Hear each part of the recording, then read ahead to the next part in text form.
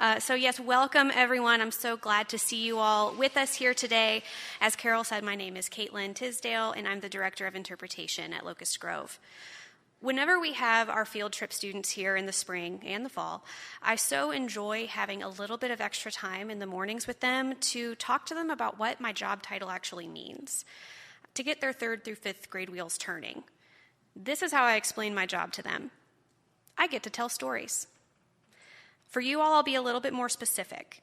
I find ways to integrate our history with our visitor experience.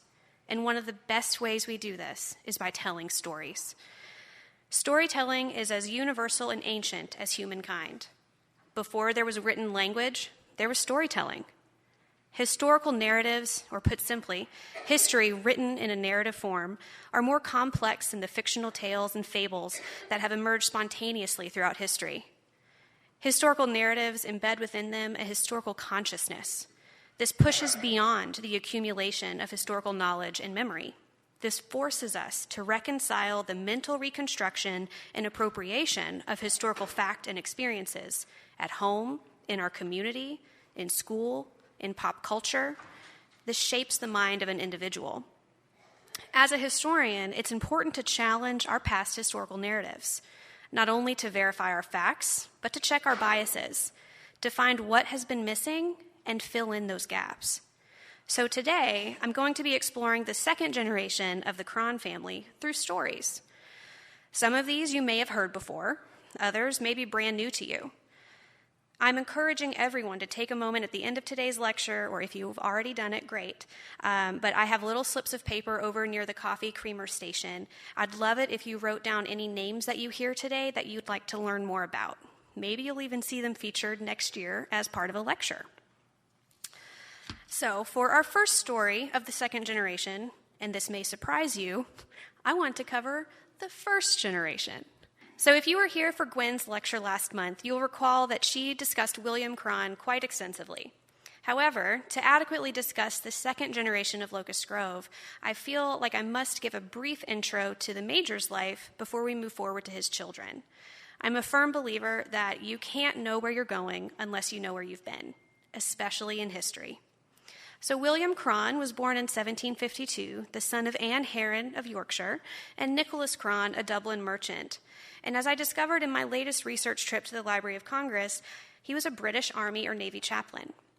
Some may find that William's father was a chaplain was of little concern. However, I find this speaks volumes regarding Nicholas Croghan's character and may have greatly influenced his son's character as well. In the early 18th century, a letter from an unknown man to a British general states, "You should choose for a chaplain a man reserved in his life, grave in his deportment, fixed in his principles, faithful to his prince, one that will not be ashamed when fools deride him, one that will not be afraid to exhort and reprove as occasion requires, and one that is patient enough to endure scorn and reproach, and bold enough to oppose himself against the greatest torrent of impiety." Now, upon reading this, I found that should Nicholas Croghan have held these traits, his son William certainly seemed to have inherited all of them, except one. He didn't do so well at being faithful to his prince. Instead, he took part in a revolution. Thanks to Gwen's magnificent lecture last month, we know much of William's story. The story of a young Dubliner who grew from a British ensign to apprentice merchant to budding patriot to major in Washington's Continental Army, all within 9 years. What a pivotal decade in Croghan family history. After Major Croghan's military service, he became surveyor to the Virginia state line alongside his future brother-in-law, George Rogers Clark. Their land office first opened in downtown Louisville, and after his marriage to his surveying partner's sister, Lucy Clark, the office was later relocated to Locust Grove. And this very plot of land is where the stories of our 2nd generation begin. From the early 1790s through his death in 1822, Croghan was busy with the operating of his surveying office, the development of his farm, the care of his marriage, and the raising of his children. I wanted to take some time to discuss William and even his father, Nicholas, as I believe this informs us of his children in the decades to come. That of an immigrant turned early American frontiersman, full of aspirations and ambition. a young man that came to the colonies as they were on the edge of the precipice of revolution, and rather than reinforce British tyranny, became the rebel. It's clear that this mighty oak, Major William Croghan, casts a looming shadow, and this doesn't even include the fame of their uncle George Rogers Clark either. William's sons, unfortunately, had quite the time making their own mark in the shade of such accomplishment. Some lived seemingly respectable, if not boring, lives. Others struggled to stay on the straight and narrow. Their stories begin to look somewhat different once we view them from this generational lens, don't you think? How much different still would that lens be if we knew more about the matriarch of this Kentucky family, Lucy Clark Croghan? William and Lucy generated a fair number of leaves on their family tree in their 33 years of marriage. We know of 9 children in all: John, George, William, Charles, who was born in 1796 and died that same year, Anne, Elizabeth, Nicholas, Charles, and Edmund. The Croghan children's upbringing was one of pride and privilege, belonging to one of the wealthiest and most well-known families of the region. It's evident that William and Lucy stressed the values of academic training and made education available to each of their children, even emphasizing its importance in correspondence to his sons and daughters while in school. William wrote to nearly all of his children, encouraging them to take their education seriously. Maybe it's because he was paying for it, or maybe it's because he truly valued their academics. William wrote in 1816 to his sons Nicholas and Charles this note while they were at St. Thomas College in Springfield, Kentucky. Cheerfully submit to the rules of the college and advice and instructions of the professors. You are sent there to recover the time you lost at the stone schoolhouse, where you made but little improvement in your education. Pray, my dear boys, be attentive to your books, and no doubt you will have a good education. The Croghan sons' education took place at some of the country's finest institutions: William and Mary, University of Pennsylvania, Transylvania University, and Litchfield Law School, just to name a few. And yet it seems that none of these sons quite lived up to their potential. In fact, it seems the most promising of the sons seemed to do nothing but flounder in their adulthood. The finest successes among them seemed to be their choice in brides. While John, the eldest, remained especially wifeless in his lifetime, George seemed to obtain the belle of the country in his match with Serena Livingston. Serena was the daughter of J.R. Livingston and Eliza McEvers, and she was the niece of Robert Livingston, who administered the oath of office to George Washington and served as Thomas Jefferson's emissary to France. She had men like Washington Irving drooling after her. Irving wrote, "Serena is the heroine of all my poetical thoughts when they would picture anything very feminine and lovely." Her portrait, you see here, by John Wesley Jarvis, a friend of her future husband, is presently hung in the parlor of the historic house and does a fine job in particular of capturing these attributes. In doing my research for this lecture, I decided to reread some articles written by previous researchers covering George Croghan. The most shocking statement, coming from an article written by Sam Thomas in 1967, Thomas says, "While in New York, Croghan made his greatest single mistake. He selected Serena Eliza Livingston to become his wife. He described her as kindly as the fairest flower of the Hudson, but she had concealed her thorns miraculously." Quite the compelling statement, and a case in point for that whole challenging our past historical narratives argument I made in my introduction today. I disagree with Sam Thomas on this point, and quite vehemently. Additionally, I pose this question: why do roses have thorns? To keep insects and other animals away from eating their leaves. To protect themselves. I believe that George made the best decision of his life in marrying Serena Livingston. Serena was his constant companion through illness, childbirth, and child loss. She was his advisor in public affairs. She was his financial manager. She was his nursemaid when sick or hungover. She was his alibi. At this point, some of you might need a brief introduction or reintroduction to young George. It seems that from the very moment he was born, he was a boy characterized by adventure, charm, and charisma. His principal amusements were shooting and fox hunting, and while not a natural scholar, George technically did well in academia, but his personality and temperament were not suitable for that calling. Alternatively, the pull to the military to follow in his father and uncle's footsteps seemed to have been the louder and more appropriate call. George's military service can be summed up, in short, as a star that burned too brightly too soon. In the War of 1812, George became known as the hero of Fort Stephenson, one of the key battles that some military historians claim to be a turning point in the war. Never mind the fact that Harrison issued orders to Croghan to evacuate the fort immediately and set fire to it. George's emphatic reply, defying his orders, would begin the successful defense of Fort Stephenson and would bring Croghan near instant fame for his valor and bravery. After receiving his orders, George replied, "Your letter was received too late to be carried into execution. We have determined to maintain this place, and by heavens we can." And somehow, they did. Could this very risky decision have been made out of inspiration from George's uncle and namesake, George Rogers Clark? In any case, George Croghan attempts to ride the coattails of this one successful battle for the rest of his days. George's later marriage to Serena in 1817 and his, and perhaps her, desire to settle in one place prompted him to pursue farming as his new avenue for accumulating wealth, and they fairly immediately moved to Kentucky and began to look for properties. However, without the strict daily regimen of the military, George found too much freedom to do as he pleased. And as the next 32 years' worth of letters between family members can attest, what he liked to do was visit the nearest tavern, charm a few people into playing cards, and promptly lose the contents of his wallet.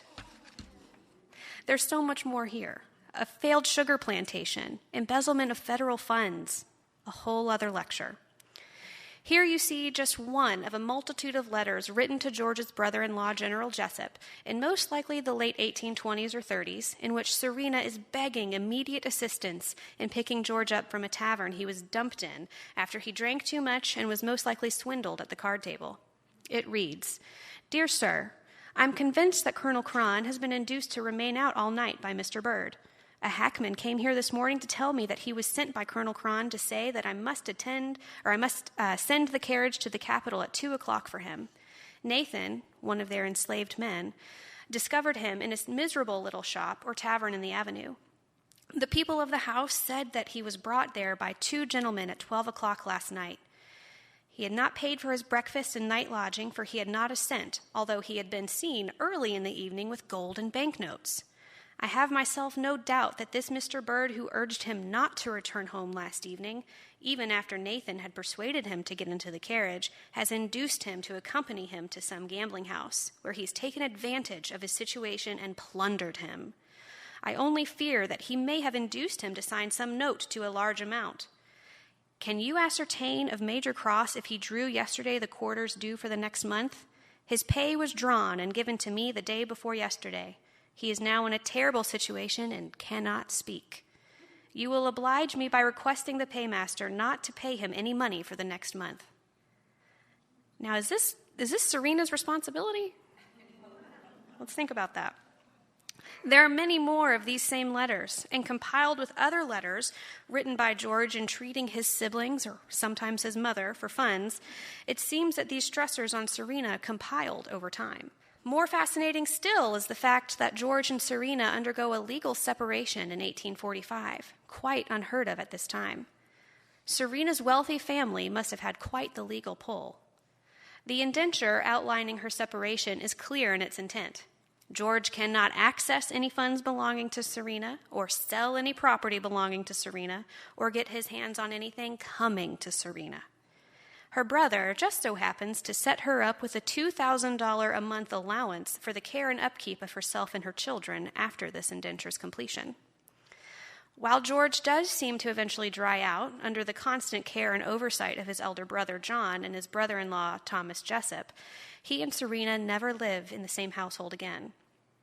He spent his remaining years assisting John at Mammoth Cave and briefly fighting in Monterey in the Mexican War alongside his former neighbor and good friend Zachary Taylor. While his marriage may not have stood the test of time, his choice of brides certainly was second to none. She had beauty, brains, and a backbone, and after separating from George, she even had a bank account. William Jr. missed his own sister Anne's wedding as he was so desperate to hear if he could receive permission to wed his bride-to-be, Mary Carson O'Hara. Mary was the daughter of General James O'Hara, one of William Jr.'s Uncle George's acquaintances from nearly 30 years prior. O'Hara, who had become fabulously wealthy through the establishment of Pittsburgh's first glassworks factory and several mining operations that fueled most of Pittsburgh, O'Hara's children were among the wealthiest of the country. William Jr. again displays a Croghan son with such promise, but no ability to deliver. Prior to his marriage, William's aspirations were far-reaching, such as obtaining a position as secretary to the legation of a foreign embassy, though he seemed happy to settle for farmer of Locust Grove so long as Mary was at his side. Mary tragically dies quite suddenly in 1827, followed by 2 of their 3 children. Their loss seems to completely unmoor him. He decides to relocate his remaining child to the care of his sister-in-law, Mrs. Elizabeth O'Hara Denny, in Pittsburgh. He sold his title to Locust Grove to his sister Eliza's husband, George Hancock, who takes over management of the property. So now we're going to divert briefly from William Jr.'s story to talk about Eliza. Eliza is arguably one of the least documented Croghan children other than infant Charles. Perhaps she's tied with the youngest son, Edmund. Even though she lives until age 32, is married, and apparently well established at Locust Grove, we still have very few surviving letters from her or to her, and she rarely appears on any other documents. Here is what we do know. Eliza was born Elizabeth Croghan, April 9, 1800, the 5th child and 2nd daughter of William and Lucy. She, along with her elder sister Anne, were educated at home by her mother, father, and Aunt Amelia Clark prior to attending Louisa Keats's domestic academy near Springfield in 1810. She grew quite homesick, and the daughters returned home to Locust Grove to complete their education and be introduced to society. In September of 1819, she married George Hancock, son of a Virginia planter, who also happened to be her Uncle Clark's brother-in-law. It's all very incestuous here in Kentucky and Virginia. Now, George, who was notorious for having a temper to those that displeased him, and upon taking possession of Locust Grove in 1828, he wrote a letter to William Jr. dripping with condescension for his apparent lack of oversight of the farm and the people he enslaved. Due to the language present in this letter, I opted to omit it from today's lecture. But suffice it to say, I have never claimed George Hancock as a favorite member of the Croghan family. Eliza seemed to settle into running the household of Locust Grove. However, it's surprising that she and George did not have any children prior to her contracting an illness in the fall of 1832. By June of that next year, George writes that Eliza has had a relapse of a violent bilious attack, and in the next sentence writes that cholera is in the neighborhood.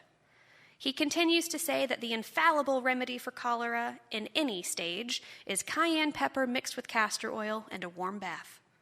Eliza may have undergone this very remedy at some point in June of 1833. George writes, Eliza is better today. The doctor thinks her convalescent. The cholera is with us. We have 5 cases today. It yields readily to medicine, and I hope none will prove fatal. You can conceive nothing equal the gloom spread over the country here. No one leaves home. Crops of wheat standing uncut. Cornfields abandoned to the winds. The parallels of this letter, through living through our recent coronavirus pandemic, are quite easy to see. Just 6 days later, Eliza had taken a severe turn for the worse. George hastily writes to Eliza's brother-in-law, Jesup, "Since my last to you, the cholera has increased to an alarming extent. We have not well ones enough to attend the sick, and it's difficult to get a physician. Dr. Tompkins is with us now and has promised not to leave us until Eliza is better. I fear her situation is very critical. My mother has taken with cholera, I fear, tonight. If Dr. Croghan is with you, for God's sake, send him on to us." John arrived too late to help his sister, and Eliza died at Locust Grove on July 12, 1833, her family absent from her childhood homestead or her bedside. Eliza was buried in the family cemetery with only her husband and brother in attendance. Her dying wish to her husband, George, was that her enslaved woman, Anna, along with Anna's children, were to be taken to Washington to live with her sister, rather than the inevitable sale and separation by her husband. We've not yet found any further mention of Anna and her children, but we are still searching.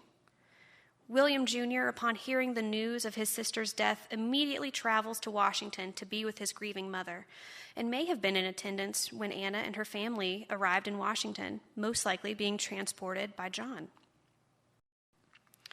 So now let's return to William Jr. Comfortably settled in Pittsburgh, William Jr. refers to himself as a dejected widower, and in a letter to his brother-in-law, Harmer Denny, states, "I have nothing in anticipation upon which I can rivet my attention and excite to action. If only I could determine some course for the future, it would, I'm sure, greatly relieve me. The truth is, the want of occupation has rendered me good for nothing, and my distress and disappointment destroy all my energies." It's like he forgets he has a law degree. Major William Croghan's namesake seemingly spends the next 15 years of his life living off various inheritances, particularly his wife's estate, as well as his not-so-successful business ventures. He dabbled in law and doted on his surviving daughter, Mary Croghan, and began construction of a 22-room Greek Revival home in Pittsburgh called Picnic. By 1840, his daughter Mary is attending Mrs. McLeod's school, where in 1842, his daughter's elopement to a man 30 years her senior took the world by storm. I'm getting to that. This is unfortunately where we see William Croghan Jr.'s identity shift from William Croghan Jr., Esquire, educated lawyer and man of means, to the scandalous Miss Mary Schenley's father. Here we see his story, his legacy, become that of duped father of a scandalous daughter. This is where historical consciousness and storytelling becomes vital, where looking at all perspectives involved become necessary into avoiding misinformation and confusion. But then again, we will never truly have all sides of this story. Newspapers around the world carried the details of Mary Croghan's elopement with Edward Schenley in February of 1842. Even then, the elopement of a 14-year-old Pittsburgh heiress and a British diplomat as old as her father was quite the scandal. By today's standards, this is simply put, criminal. The meeting of Mary Elizabeth Croghan and Captain Edward Schenley was quite improbable, but what's even more fascinating is the amount of dominoes that needed to fall into place to make this chance meeting even possible. Mary was born at Locust Grove and was just 6 months old when her mother died. There's no question that William Jr. was quite the indulgent father, as he provided Mary with a carriage and horses at age 6. Mary's early life was spent at various residences, and I believe she felt more like a traveling companion or even a piece of baggage, and less like a daughter. By 1830, she spent most of her life away from any semblance of a permanent home, traveling to New York, Boston, Italy, Locust Grove, and Washington, among other places. By 1833, she was spending the majority of her time with her uncle and Aunt Denny, so much so that throughout her life she refers to them as Uncle Denny and Mother, and the Denny children become her de facto siblings. Following her elder cousins, Mary Denny and Lucy Ann Jesup, to the School for Young Ladies near New Brighton, Staten Island, in June of 1840, this is where Mary meets her unlikely future husband.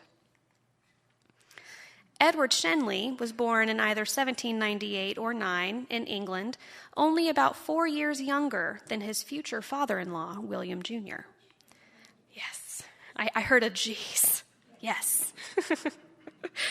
He followed his father's footsteps into a military career. However, his father's successes become conflated with his own, and even though he was never promoted past second lieutenant, he becomes known as Captain Schenley after his retirement from the Army and securing a diplomatic post in 1825. An easy correction to be made, I'm sure, but he never bothered. Schenley's marriage to Mary was not his first or even his second. His first marriage to a Catherine Ann Ingalls took place in Italy in 1823. The couple had 2 children, but Edward watched as both children and his wife succumbed to varying illnesses within 3 years. This is quite the parallel when you view William Croghan Jr.'s deceased wife and children. Schenley remained close with his in-laws, the Ingalls, who later relocate to New York Staten Island in 1837 and established a boarding school near New Brighton, where Mary Croghan is later enrolled. Schenley's second wife was Jane Maria Pole, who was the daughter of Sir William Templar Pole of Devon, who had served Queen Anne as her household manager and had political ties predating the Tudor era. When Jane and Edward married in 1833, she was 15 years younger than her groom. Schenley's appointment to Havana relocated them to Cuba, where Jane succumbs to illness in 1837, and their one surviving child named Fanny is placed with her grandparents as Schenley continues his diplomatic service in the Caribbean. The news reports at the time discussed Schenley's appearance as slim and tall, usually in uniform, probably much closer to the picture on the left as compared to his photograph on the right that was taken in 1861. He drew both praise and ridicule in New York society. In the words of Gwen Potts, he must have created a singular sensation among the cloistered young ladies at the Staten Island school, and none was more taken than Mary Croghan, who was 13 at the time she apparently committed herself to him. In January of 1842, William Croghan travels with his brother-in-law, Thomas Jesup, to New York, as Lucy Ann Jesup completed her studies at the Staten Island School. They booked rooms at New Brighton, near the school, and on Friday morning, Croghan received a written invitation from Edward Schenley, inviting the men to dine with him. Croghan, Jesup, Lucy Ann Jesup, and Emmeline McLeod left New York for Washington the following week. And on January 15th, Mary Croghan, accompanied by Mr. McLeod, went to Manhattan for a dental appointment. Afterwards, Schenley appeared to escort Mary and all of her schoolmates to various city attractions and returned them to Castleton. On January 21st, Mary returned to Manhattan with Miss McLeod, schoolmates Fanny Wash and Agrippina McLeod, and Schenley for a theater weekend, with Mary sleeping in her chaperone's hotel room. Mary wrote her father on Sunday, January 23rd, describing her grand weekend and effusing praise of Captain Schenley, when in reality, Mary and Schenley had been married the morning prior. And thus begins what the Croghan family calls the abduction of Mary. Days later, Schenley wrote what seems to be a smug confession to attorney and Ingalls neighbor Henry Lynch. He writes, "The very night I supped with you, my final arrangements were completed to carry off to England Miss Croghan, to whom I was duly married on the 22nd January. All, of course, by stratagem, and after a long series of most difficult but effectual deceptions practiced against my family here." When Mary excused herself from the school on January 31st, on the pretext of spending the night at the Astor Hotel, Manhattan, with her father, who was in Washington, she had her clothes forwarded to William Ingalls, who took them to the United States Hotel in Lower Manhattan. There, the Schenley newlyweds remained from about 11 in the morning on Monday the 31st to the same hour on February 1st. At this time, they embark on their journey for London on the ship dubbed the Mediator under the assumed name of Mr. and Mrs. Wyndham. The duplicity abounds. There's nothing about this that does not read that Mary knows exactly what she is doing. She's most likely had several accomplices in this deception, even though Mrs. McLeod went to her deathbed adamant that she had been just as duped as everyone else. As for William Croghan, New York and Pittsburgh papers reported that he fainted when he learned of the elopement on or about February 2nd, 1842, and relied on his brother-in-laws Jesup and Denny to investigate the matter and act as his spokesman in New York. General Jesup immediately begins an in-depth investigation of this elopement and interviewed the Ingalls family members at Staten Island to confirm his opinions. He writes, "Mrs. McLeod received a part of her revenue in advance. Schenley sent from Cuba drafts amounting to about $2,800, the proceeds of which were paid to Mrs. Ingalls. The old lady expressed surprise at receiving the money and could not imagine what it had been for." Schenley himself informed Croghan in a letter that he would provide Mary with affection and financial security, but Croghan knew that avarice alone was at the root of this elopement. He wanted that inheritance.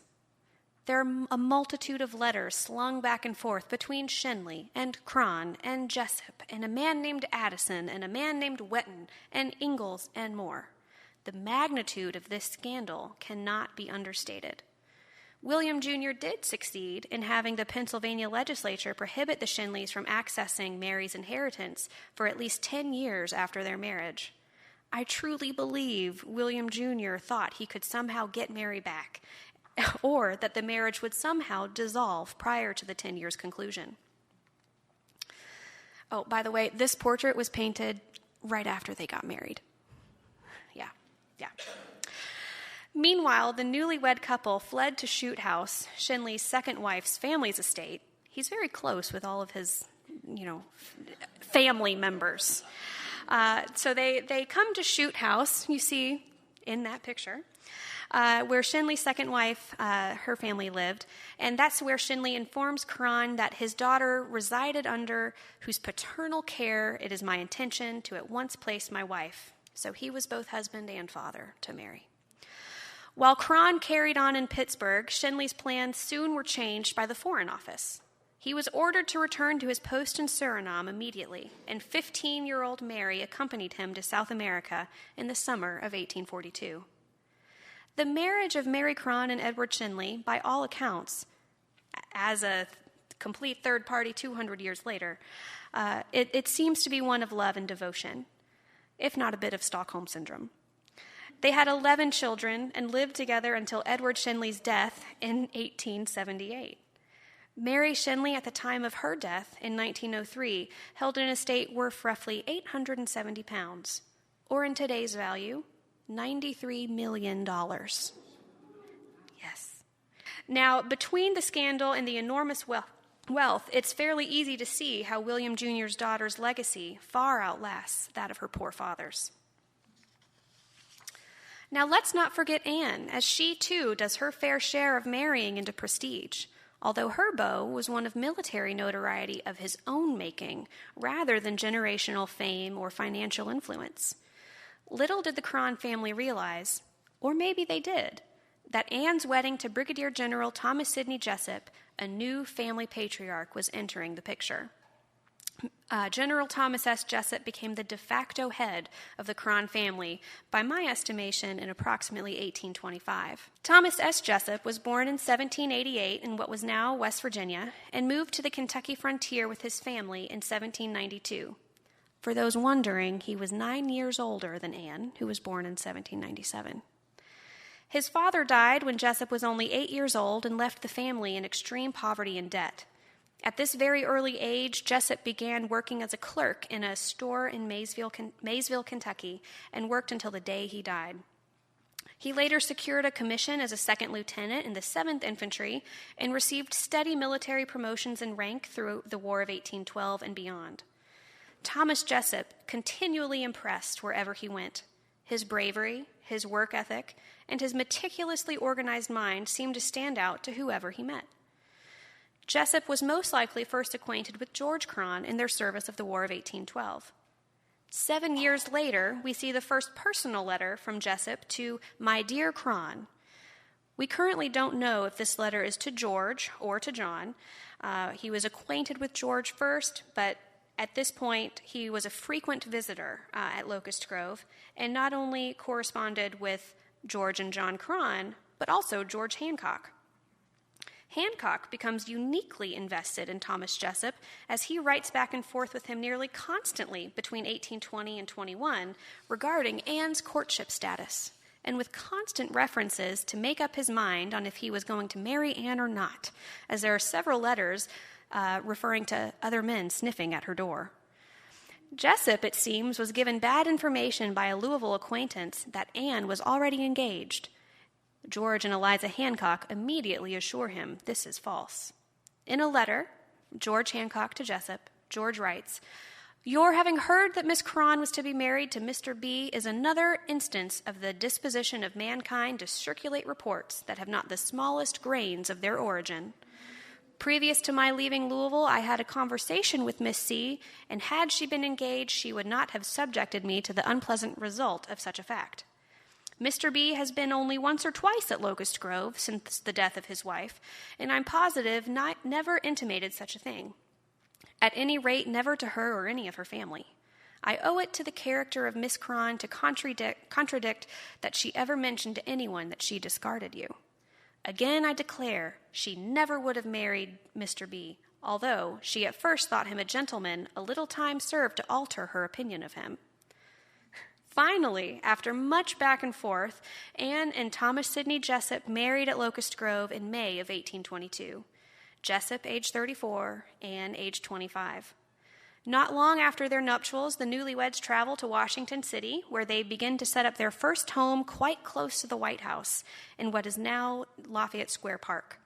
You can see where it was located roughly on this map from 1828, and just a year prior, the Washington City Directory states that the Jesups lived on I Street Northwest between 16th and 17th Streets.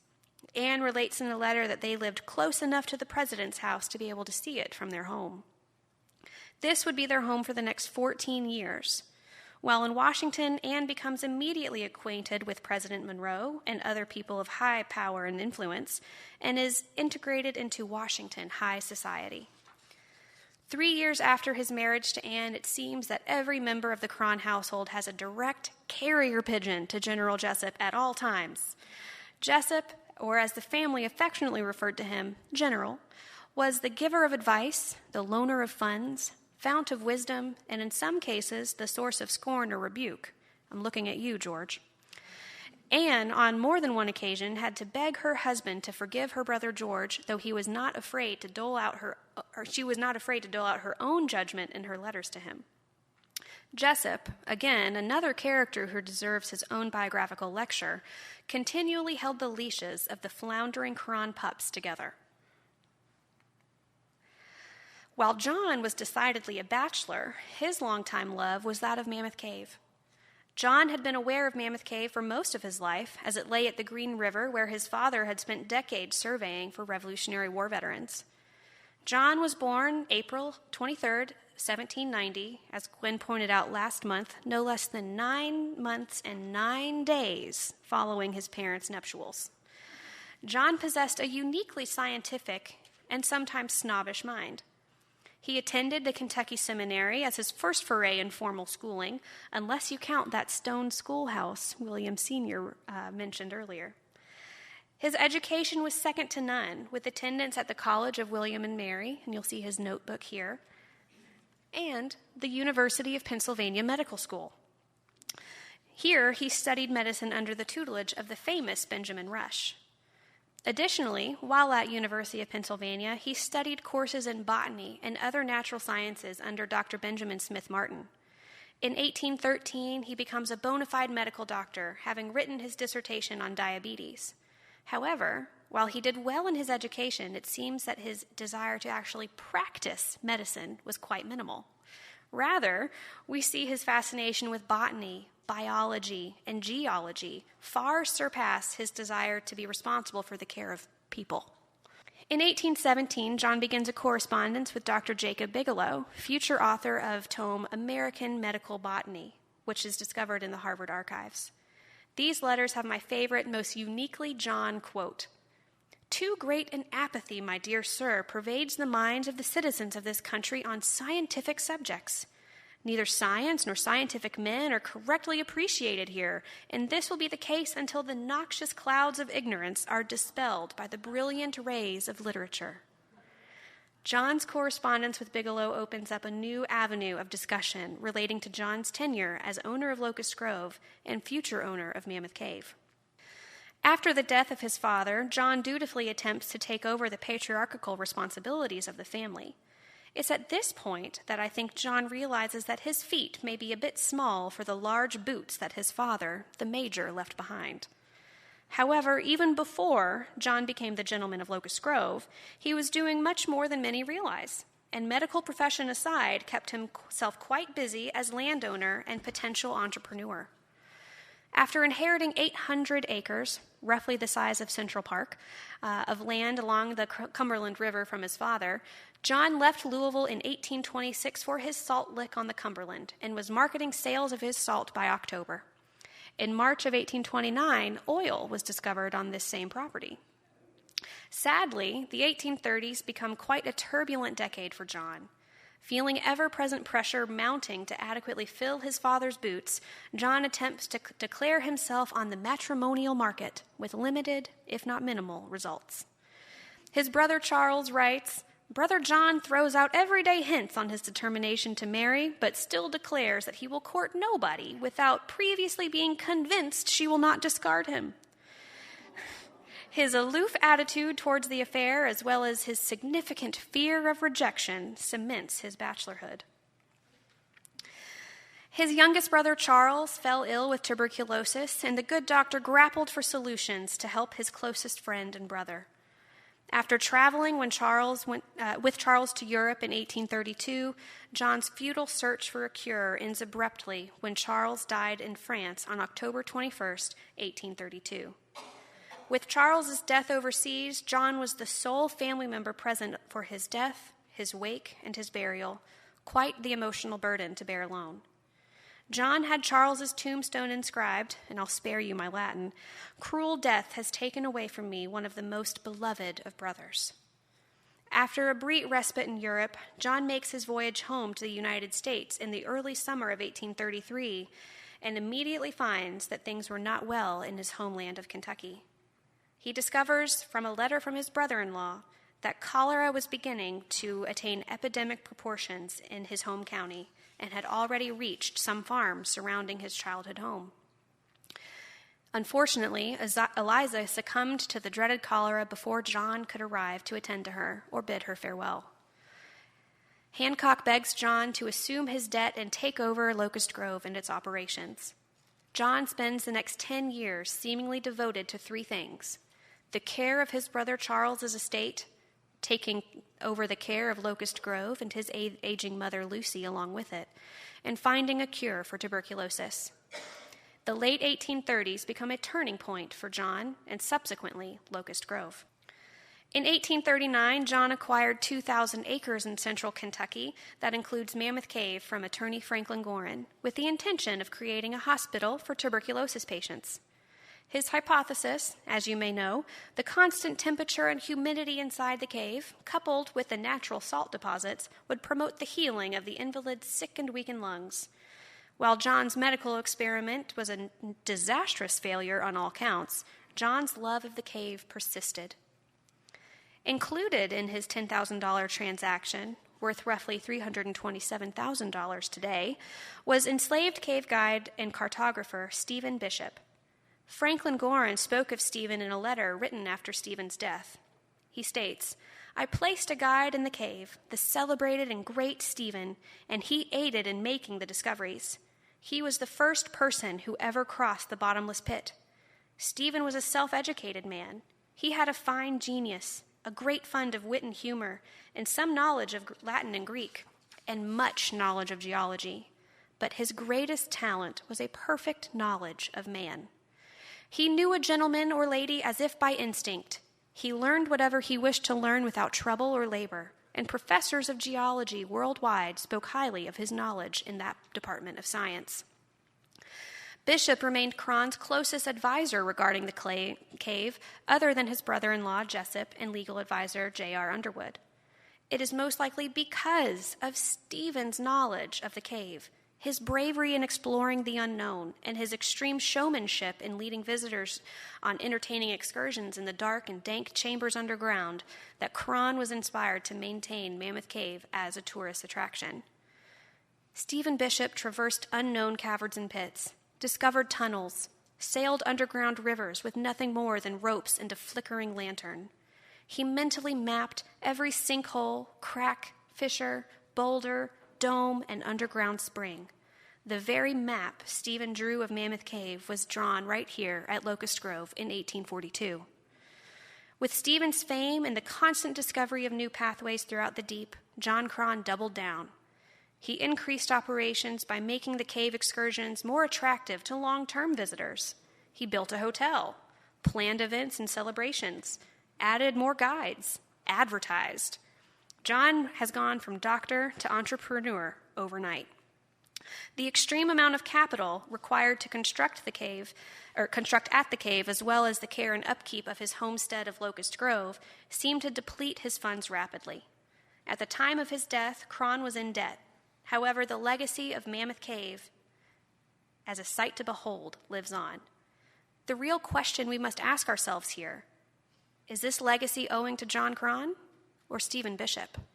As Gwen states in her newest book, with one exception, the sons and daughters of William and Lucy Croghan lived unremarkable existences in extraordinary places, among the shadows of uncommon beings. The same held true for the sons and daughters of many revolutionary figures across the country. And yet, I'm forced to reflect once again upon that letter I mentioned so long ago, from an unknown person to a British general, on what traits to look for in their chaplain. You should choose for a chaplain a man reserved in his life, Edmund, our youngest Croghan, who knew even at 16 that he was dying.